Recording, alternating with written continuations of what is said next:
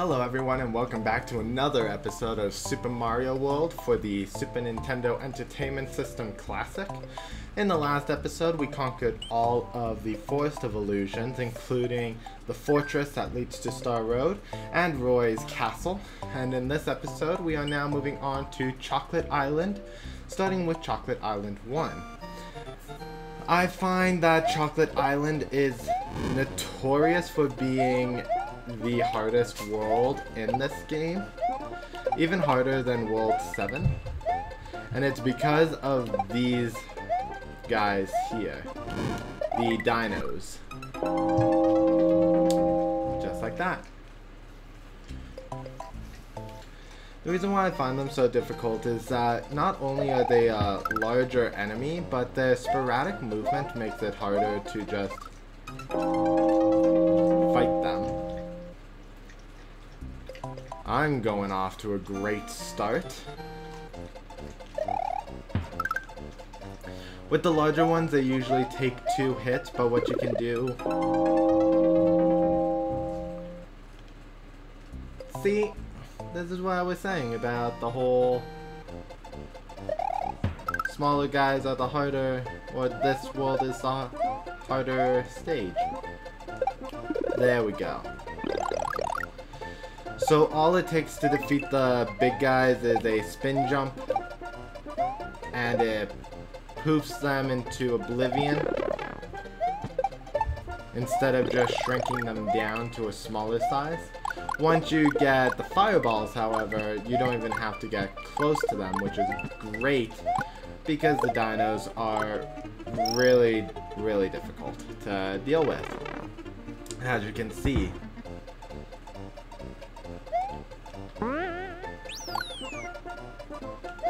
Okay. So this is the high jumping charging chuck where he jumps when you jump. And I really do not want to die to more of these dinos, so I'm just going to try to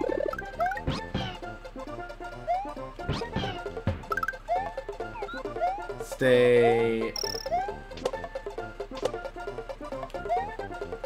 Basically, what I'm saying is, I'm going to try to keep them pretty far from me. And to complete the stage, you actually do have to go through the white pipe, because there's not enough jump distance to make it over that gap. And that is Chocolate Island 1. Rather easy. Not easy, I shouldn't say that. I died 3 times to this stage. It's rather simplistic, I should say, in that there's not much challenge. There's not much going on for it to make it unique and different. Oh no.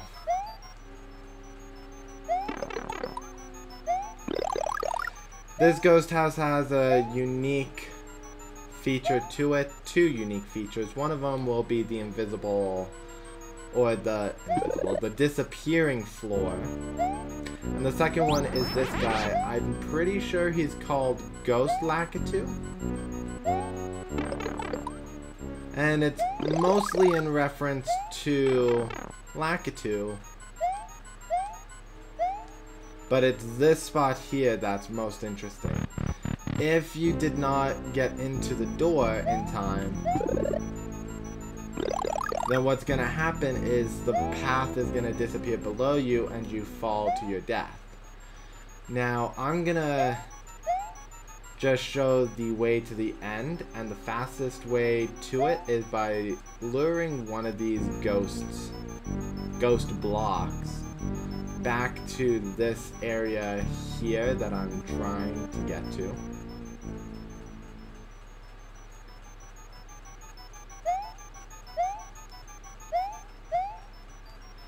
And getting up here. This is the official exit. I don't want to go navigating through the rest of this ghost house.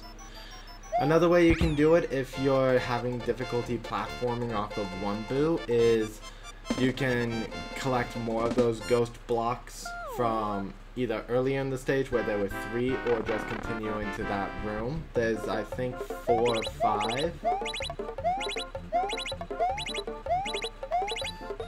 I am so upset. I am devastated.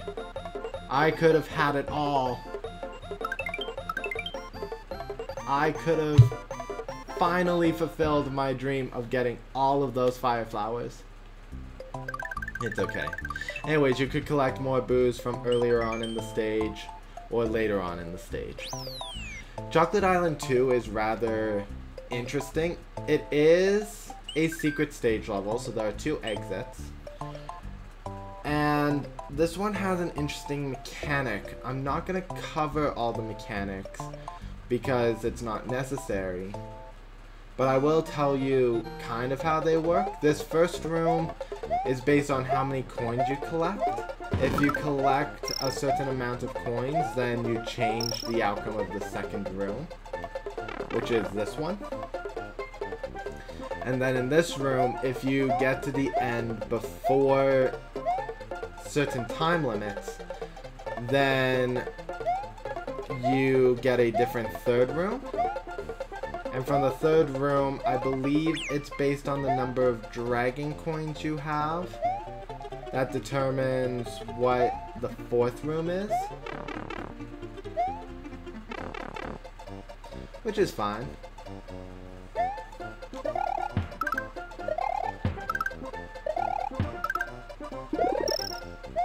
I do want this mushroom.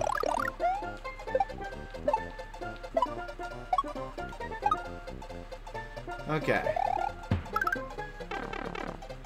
So that room is based on how many dragon coins you get.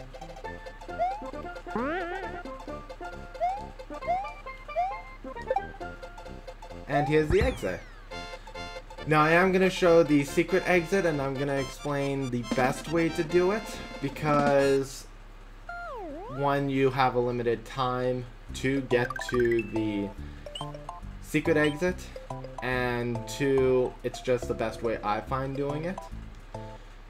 So the first thing is skip every coin. Do not grab anything, just go straight for the end. 2 is get through this room before the timer says 250 seconds.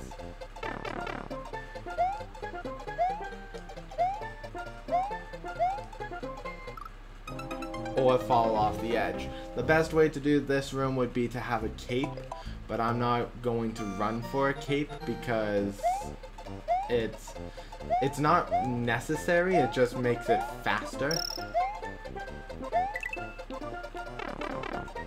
to make it through.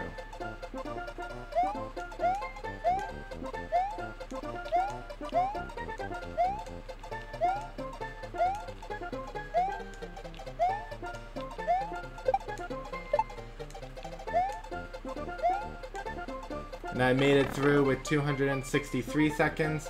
Sorry for being quiet. Also, be careful of the charge and chuck there. He does throw baseballs. Same with this one.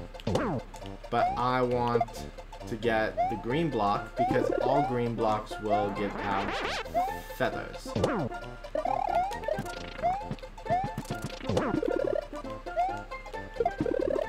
And I want some feathers so that I can at least have a better hitbox. And that's it. So you have to get through the second room before the timer says 250 seconds, otherwise you won't get that secret exit. So what I'm gonna do now is I'm actually gonna continue, and I pressed the wrong way. I'm gonna finish the next stage and then come back for the normal way, because taking the secret exit from Chocolate Island 2 skips all of Chocolate Island. Which is good if you are trying to not stop flying. I dislike this stage a lot.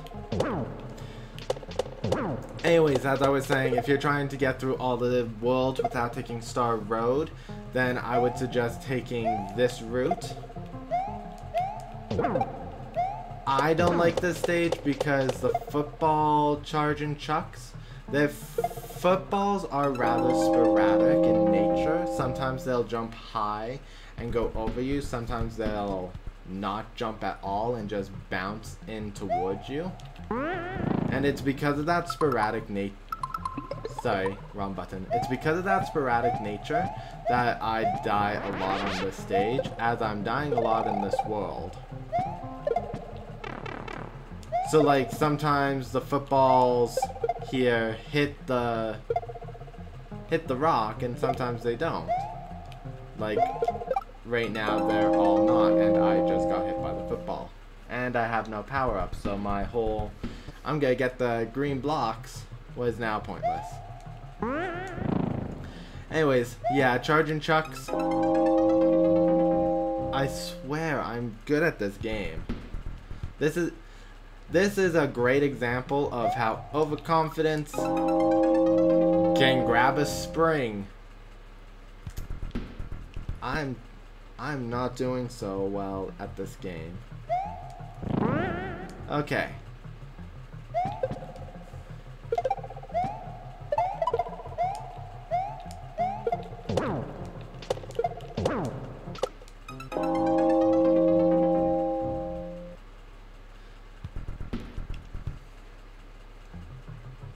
I think I lost 7 lives here. Not on this stage alone, but like...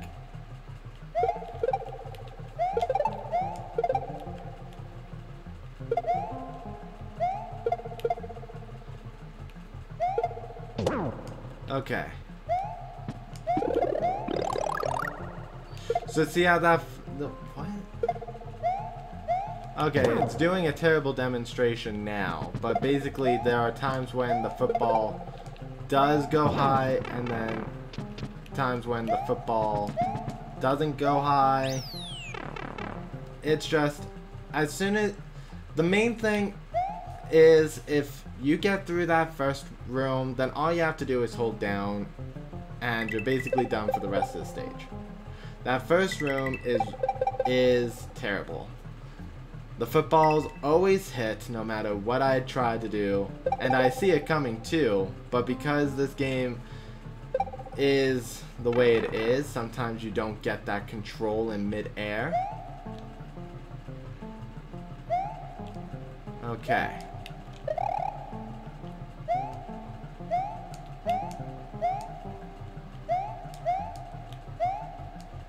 So we're just gonna get through this. In this room you have timed platforming, so you have to get a move on or you fall into the lava. A good running start really will resolve the stage or the platforming. Same with this one, get a good running start.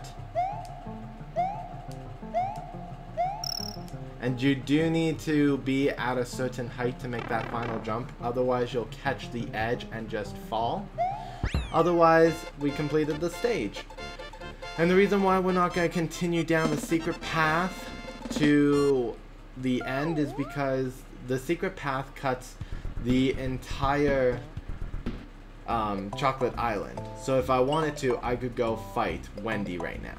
But because I am showing off the whole game, every stage included, we won't be able to take that way.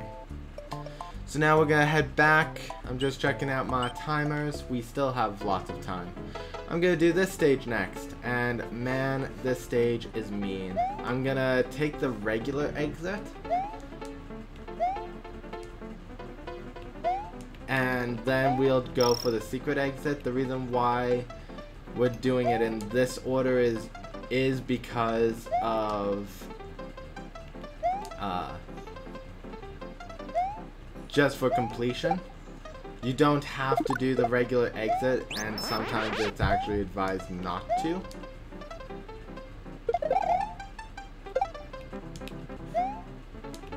But if you're playing the Game Boy Advance version, then one of the things you unlock, or one of the things needed to do to unlock everything, is to go through all of the exits, normal and secret.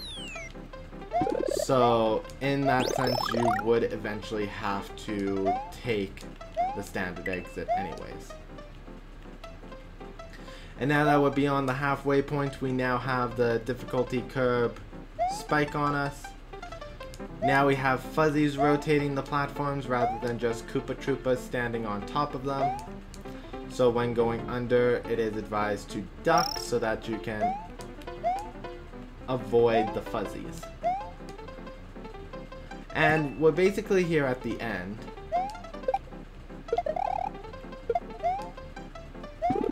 And to get to the end goal, you do have to climb this vine and break the tape. Now, the reason why I wanted to show this is because that is actually the incorrect exit you want to take. Because what happens is this. The next stage is Chocolate Island 3. It's pretty silly.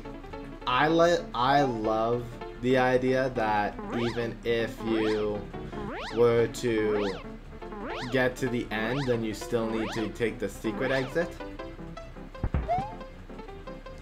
The best way to do this is with a cape or with a Yoshi and grabbing a blue-shelled Koopa. Because the blue-shelled Koopas, as I've stated multiple times in this playthrough, gives Yoshi wings so that he can fly. And flying Yoshi is actually a much more stable flight than Cape Mario, where you are always in a forward motion. I think I can jump to the end. Yes. High love. One moment, guys. Sorry about that, guys. So, the first thing you have to do, or should do, is kill the blue Koopa. And that is so that you get a good running start. And you fly past the gate to the secret goal.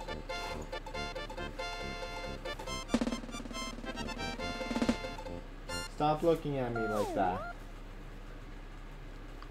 No. Sully, I'm in the middle of recording. You can't give me lovies. Just gonna put that down for a moment. One moment, guys. I need to put my dog to the side again. Okay, guys, and I'm back once again. My dog, unfortunately, is still giving me the love me eyes. So I won't be able to be centered screen until he decides it's time to go lie down. But in the meantime, I still have one more stage to get through in this episode, which is the Chocolate Fortress. And I love this stage, and I know I say that a lot about this game. I love a lot of aspects of this game. But this one has chocolate for lava. That's how I always see the brown molten coloration at the bottom.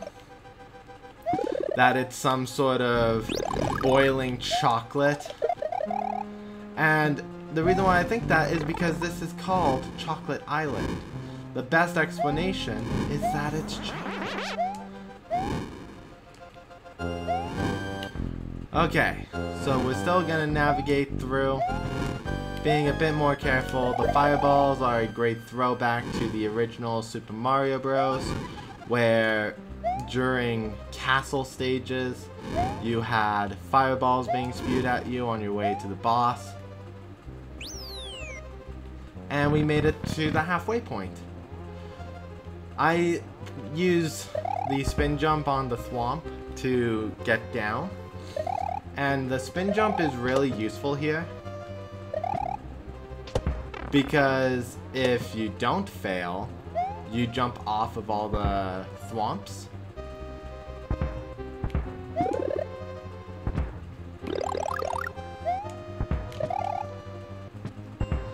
And if you have the switch palaces, it makes this easier as well.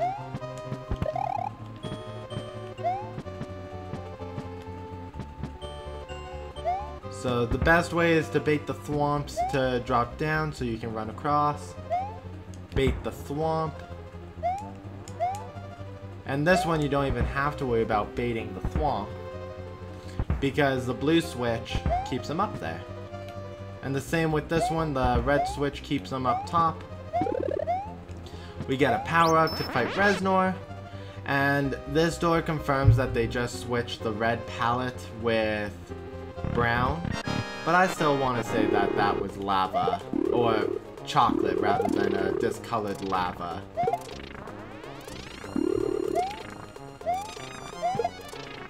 And I think that's the fastest I've defeated Reznor. So I believe it was a few episodes ago I mentioned that there were 4 fortresses. They are the Twin Bridge Fortress, no, Vanilla Dome Fortress technically. So Vanilla Dome Fortress, Forest Fortress, Chocolate Island Fortress, and then there's one we see inside the Valley of Bowser, which is the last fortress. There's only the 4. I did get the number wrong at the beginning when I said there were 5. Anyways, that's it for this episode. If you liked what you saw, leave a comment in the comment section below. Mash that like button and subscribe if you have not for more Super Mario World content. I'll see you next week where we continue Chocolate Island, starting with Chocolate Island 4, 5, and finishing it off with Wendy-O Koopa, as well as one more stage after. Will we be in the Valley of Bowser? I guess you'll have to wait till next week. I'll see you all then. Bye.